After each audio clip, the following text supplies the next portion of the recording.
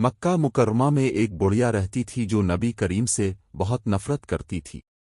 وہ ہمیشہ لوگوں کو اب کے خلاف بھڑکتی رہتی تھی۔ جب بھی نبی پاک اس کے گھر کے سامنے سے گزرتے وہ آپ کے راستے میں کچرا پھینک دیتی تھی۔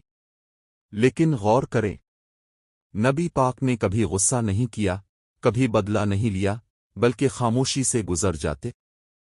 ایک دن ایسا ہوا کہ وہ بڑھیا نظر نہ آئی اور نہ ہی کچرا پھینکا گیا۔ نبی پاک کو حیرت ہوئی، اپنے صحابہ سے پوچھا وہ بڑھیا کہاں ہے؟ پتہ چلا کہ وہ بیمار ہے۔ یہ سن کر نبی پاک فوراً اس کے گھر تشریف لے گئے۔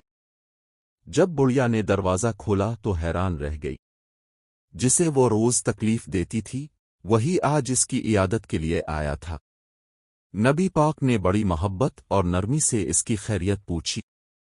بڑھیا یہ سب دیکھ کر رو پڑی اور کہنے لگی، آپ واقعی اللہ کے سچے نبی ہیں، میں ایمان لاتی ہوں۔